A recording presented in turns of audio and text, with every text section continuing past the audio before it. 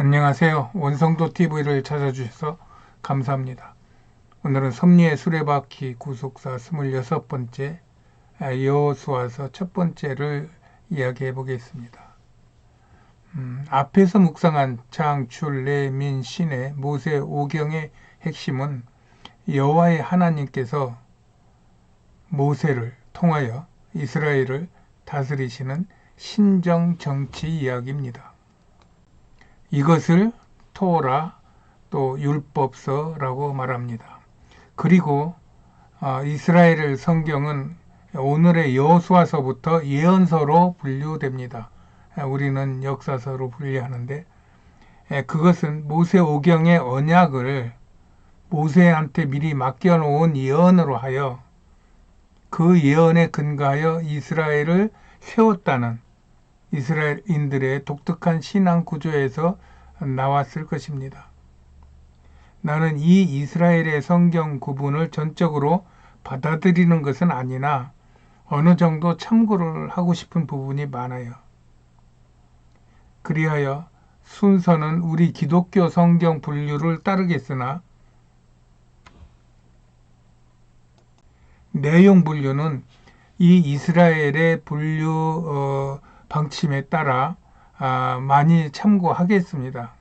그리하여 예언서는 앞으로 이와 같은 노란판에 그 파란 띠가 있는 그러한 썸네일로 예언서는 동일하게 하겠습니다. 그러므로 이런 썸네일이 나오면 이건 예언서구나.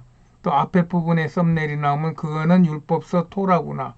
그리고 다음번에 나올 성문서, 기타서는 제가 청색으로 해볼까 그렇게 생각하고 있습니다.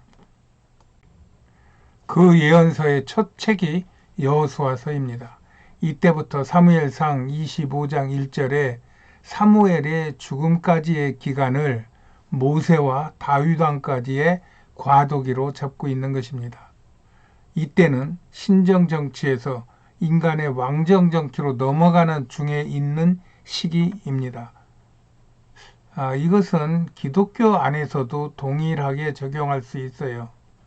기독교 안에서의 성경을 전적으로 따르는 자와 또 세상 원리를 교회의 원리와 서로 융합하여서 세상 원리를 적용하려고 하는 그러한 그룹의 갈등이 교회 안에서도 있기 때문입니다.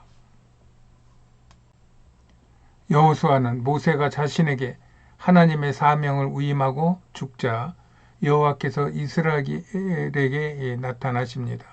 그리고 어쩌면 시리와 두려움에 떨고 있을 여호수아를 격려하고 축복하십니다. 이때 하나님은 여호수아에게 여호수아 1장 1절부터 축복과 위로와 격려와 도전의 말씀을 주십니다. 하나님은 여호수아에게 여호와의 종 모세가 죽은 후에 여호와께서 모세의 시종 눈의 아들 여호수아에게 일러 가라사대 너희 평생에 너를 등이 당할 자가 없으리니 내가 모세와 함께 있었던 것 같이 너와 함께 있을 것임이라.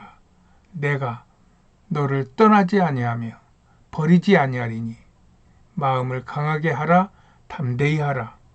너는 이 백성으로 내가 그 조상에게 맹세하여 주리라 한 땅을 얻게 하리라.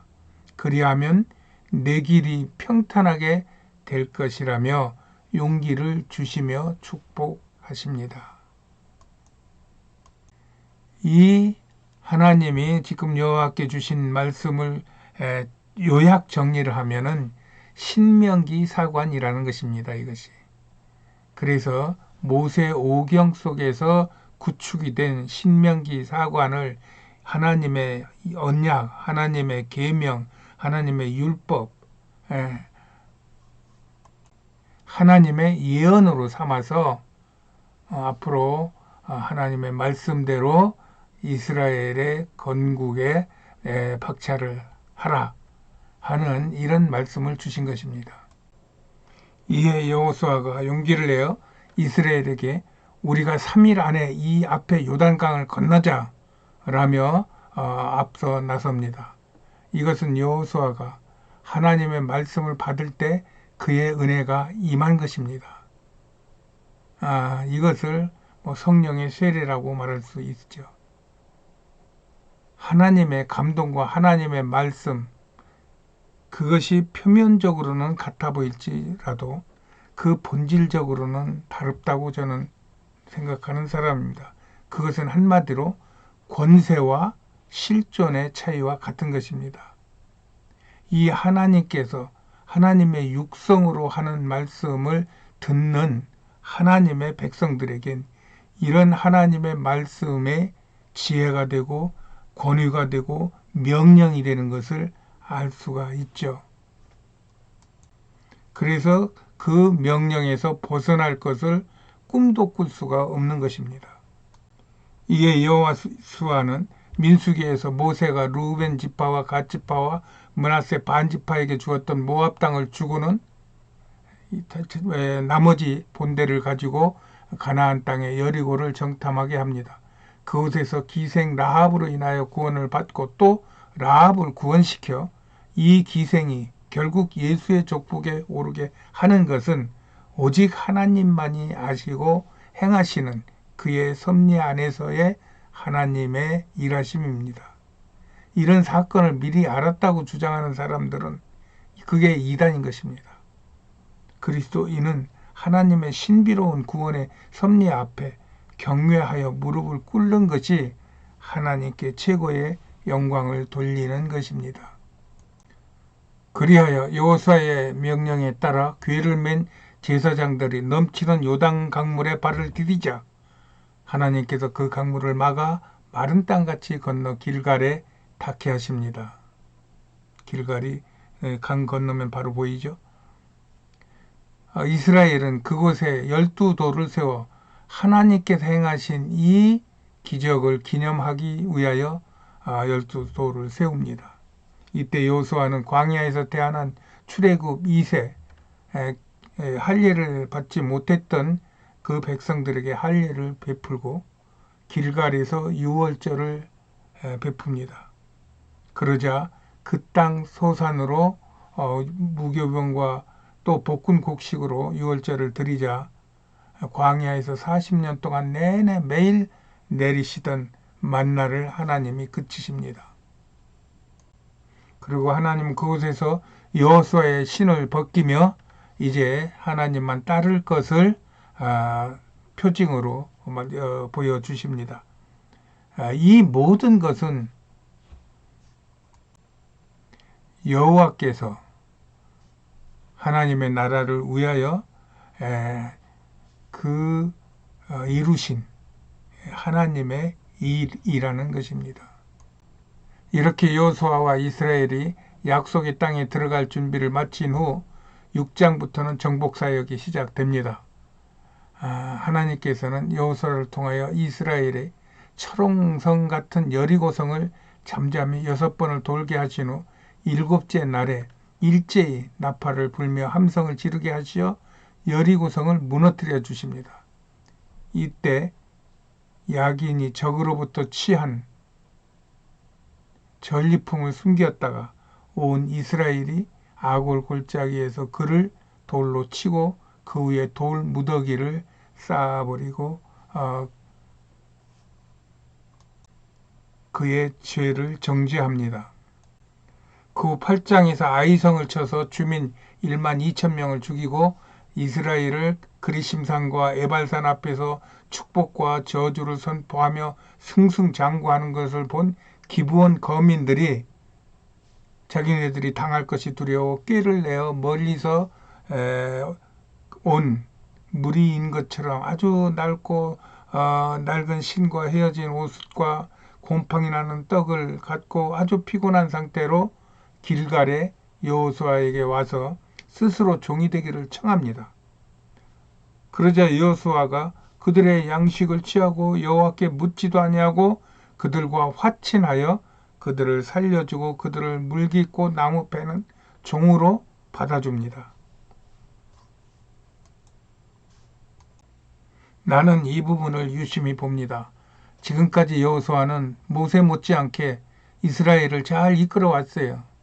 그런데 여기 기브온 거민들을 받는 이 작은 사건 같은 이 사건이 결국은 여호와와 멀어지게 만드는 왕정 정치로 돌아가는 첫 관문같이 느껴지기 때문입니다.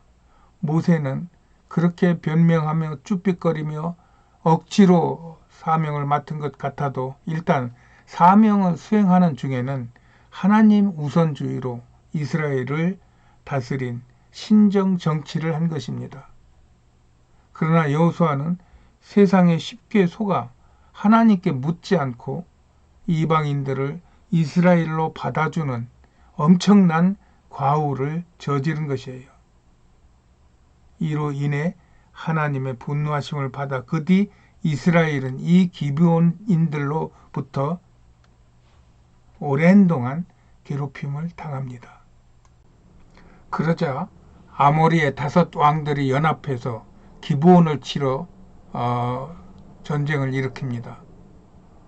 그때 여호수아가 기브온을 도와주려고 군대를 일으켜 전쟁에 맞섭니다. 지금 여호수아가 하나님께 매를 지금 벌고 있는 것입니다. 그런데도 하나님은 해를 중천에서 머무르게 하시고 우박을 내려 적들을 진멸시키시며 여호수아에게 하나님의 살아 역사하심을 보여주십니다. 이 하나님의 복잡한 섭리를 우리가 다 알기는 어렵습니다. 그럼에도 하나님은 그의 백성들을 절대로 버리지 않으시며 약속의 땅으로 인도하시는 것은 우리가 확실히 알 수 있습니다. 이런 것들을 통하여 세상을 구원할 메시아 대망 정신이 점점 더 이스라엘에게 자라게 되는 것 같습니다. 이것은 또한 그리스도인들이 생활 속에서 죄를 지었을 때에도 어떻게 해야 될 것인지 하는 것에 대한 교훈이 되기도 합니다. 우리가 죄를 지었다고 바로 숨는 것이 아니라 하나님께 돌아가면 변치 않는 하나님의 사랑을 만날 수 있다는 그 신명기적 사관을 일깨워 주기도 합니다. 하나님은 지금도 우리와 함께 하십니다. 오늘은 여기까지 하겠습니다. 안녕히 계세요.